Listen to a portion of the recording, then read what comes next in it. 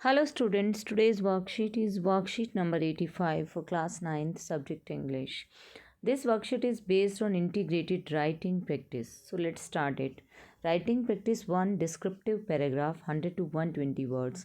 Look at the picture below and describe the scene. In writing practice 1, we are given the task of writing a descriptive paragraph. हमें writing practice 1 में दिया गया है कि हमें एक डिस्क्रिप्टिव पैराग्राफ लिखना है and we are given a picture, एक पिक्चर दी गई है और इस पिक्चर को हमें देखना है और इस सीन को डिस्क्राइब करना है हमें पैराग्राफ के अंदर। देखिए आपको इस पिक्चर के सीन में क्या दिखाई दे रहा है। हम देख रहे हैं कि बहुत सारा क्राउड है, यहाँ पर बहुत सारे लोग हैं जिसमें मेन वुमेन चिल्ड्रन सब हैं। यू कैन सी और water tanker here, water tanker आपको दिखाई दे रहा है और वो यहाँ पर पानी भरने के लिए यहाँ पर आए हुए हैं।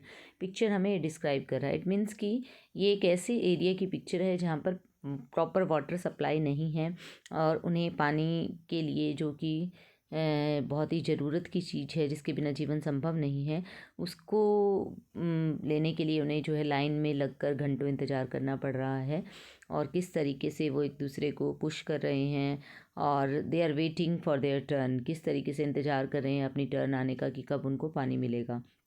तो यहाँ पर ये दिखाया गया है स्कैरसिटी ऑफ वाटर, कि पानी की कमी जो है उसके बारे में हमें, उस एरिया के बारे में ये पिक्चर दिखाई गई है। तो इसके बारे में हमें एक डिस्क्रिप्टिव पैराग्राफ लिखना है।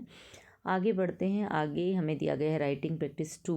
राइटिंग प्रैक्टिस 2 के अंदर हमें एक पिक्चर दिया गया है and we have to write a story in 100 to 120 words. Look at the image of these animals and write a story. अब यहाँ पर हमें एक पिक्चर दिया गया और कहा गया है look at the image and some animals image are given here and a boy is also here with a balloon in his hand. So we have to make a story on this picture. इस picture को देखते हुए हमें एक story लिखनी है। तो कोई भी इमेजिनेशन, कोई भी कल्पना करके आप कोई भी कहानी तैयार कर सकते हैं इसके ऊपर। तो आइए स्टार्ट करते हैं हम अपना राइटिंग प्रैक्टिस 1।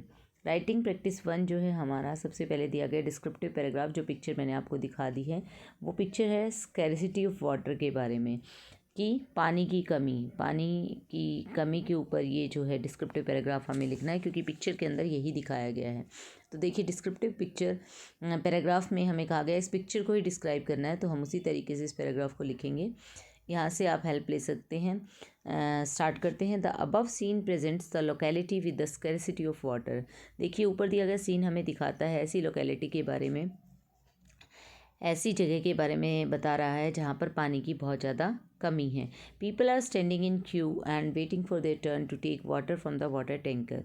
हमने देखा कि लोग यहाँ पर क्यू में खड़े हुए हैं, लाइन में खड़े हुए हैं, वो अपनी बारी का इंतज़ार कर रहे हैं कि कब वो जो है उनका टर्न आएगा और वाटर टैंकर से वो पानी ले सकते हैं। All of them have buckets and tubs in their hands to fill water. अब सबके हाथों में बकेट्स हैं, बाल्टियाँ हैं, टब्स हैं जिसके अंदर वो वाटर फिल करेंगे। वाटर फिल करने के लिए वो ये सब कंटेनर्स लेकर आए हैं। Man women children all have to suffer a lot to get water. इस पिक्चर में हम देख रहे हैं कि चाहे वो पुरुष है या महिला है, बच्चे, सबको सफ़र करना पड़ रहा है पानी के लिए, पानी को लेने के लिए। तो उन्हें इतना सफ़र करना पड़ रहा है, काफ़ी देर तक इंतज़ार करना पड़ रहा है। They have to wait for long hours. काफ़ी घंटों तक उनको वेट करना पड़ रहा है। तो इस पिक्चर को देखकर हमें क्या पता लगता है? It suggest that there are so many areas which are facing water crisis. इस पिक्चर से हमें ये सजेस्ट करता है, पिक्चर सुझाव देता है कि बहुत सारे एरियाज़ ऐसे हैं जो आज जो है जल संकट से गुजर रहे हैं, उसका सामना कर रहे हैं। So people should not waste water and do every possible effort to save water. तो इस पिक्चर से हमें ये भी सजेशन मिलता है कि इसलिए लोगों को वेस्ट नहीं करना चाहिए पानी को और हर संभव प्रयत्न करना चाहिए किस तरीके से वो पानी को बचा सकते हैं, जल को बचा सकते हैं। We should turn the taps off when we don't need any water. जब हमें वाटर की ज़रूरत नहीं है तो हमें सारी टैप्स को ऑफ रखना चाहिए। कि समटाइम्स क्या करते हैं कि हम कोई ऐसा काम कर देते हैं, for example we are brushing our teeth और जो है हम टैप ऑन छोड़ देते हैं, पानी बह रहा होता है, at the time we don't need any water, still we leave the tap on. तो ये करना गलत है, हम उसे ऑन छोड़ देते हैं, पानी वेस्ट बह रहा होता है, ऐसा हमें नहीं करना है। हमें हमेशा जब हमें पानी की ज़रूरत नहीं है, we should make sure that हमने टैप्स को टर्न ऑफ रखा है। Rain water harvesting is another option to save water. Rain water harvesting किया जा सकता है, ठीक है। तो ये जल बचाव का एक बहुत बढ़िया तरीका है।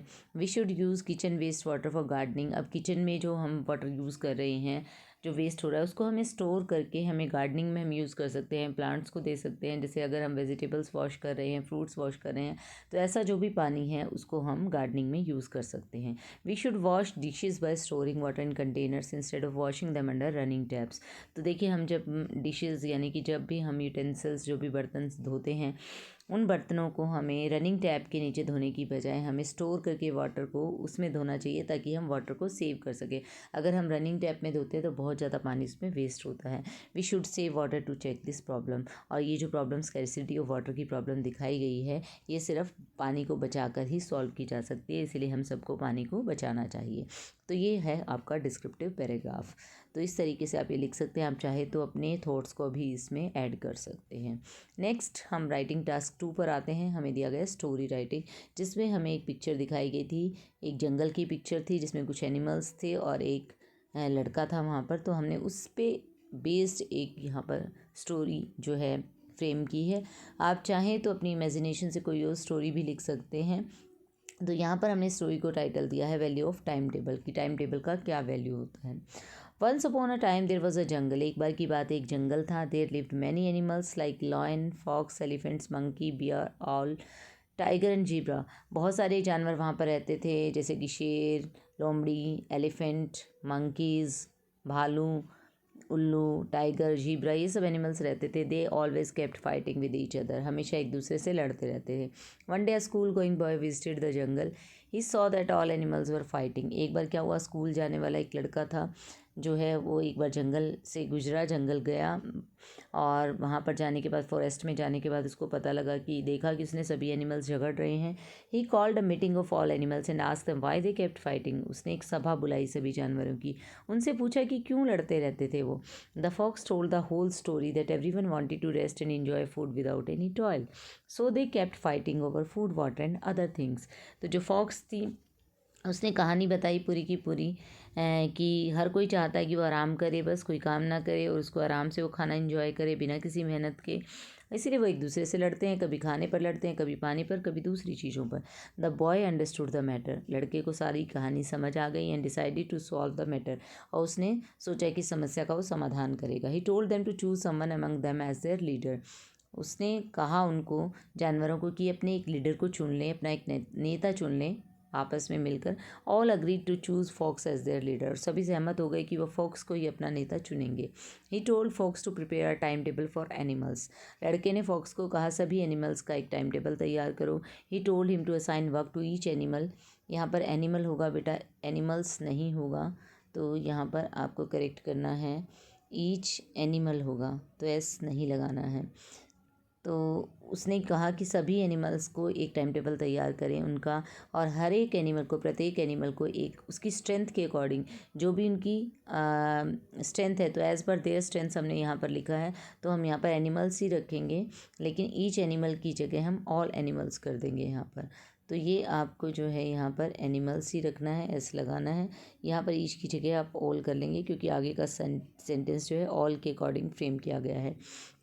तो देखिए, all animals as per their strength and decide rest stars for each all animals. यहाँ भी आप ऑल एनिमल्स करेंगे, इसकी जगह भी आप ऑल एनिमल्स ही यहाँ पर करेंगे। यहाँ पर आपको ऑल वर्ड यूज़ करना है, ओके।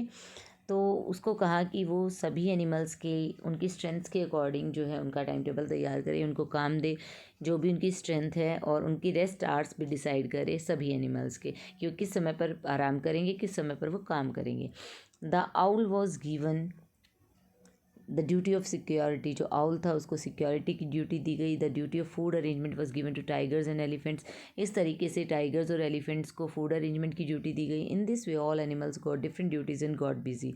इस तरीके से सभी एनिमल्स को अलग अलग काम मिला और सभी बिजी हो गए। The each animal started doing its part of work and left quarreling. इस तरीके से हर एनिमल जो है अपने हिस्से का काम करने लगा और झगड़ा करना छोड़ दिया। The fox thank the boy for his help. Fox ने लड़के का धन्यवाद किया कि उसने उनकी मदद की। और मॉरल ऑफ द स्टोरी आएगा, time table always helps in easing work. जो एक प्रॉपर टाइम टेबल होता है हमेशा काम को आसान कर देता है। तो इस तरीके से हमने ये स्टोरी लिखी। आप चाहें तो कोई और स्टोरी अपनी इमेजिनेशन के अकॉर्डिंग इसमें कोई भी स्टोरी फ्रेम कर सकते हैं। तो इसमें आप बिल्कुल फ्री होते हैं, जब भी आप स्टोरी राइटिंग करते हैं, you can use your imagination. कुछ भी आप इसमें यूज़ कर सकते हैं, अपनी इमेजिनेशन के अकॉर्डिंग कोई भी स्टोरी फ्रेम कर सकते हैं। I hope you understood the worksheet and this video would help you a lot in doing this worksheet. Thank you, stay safe.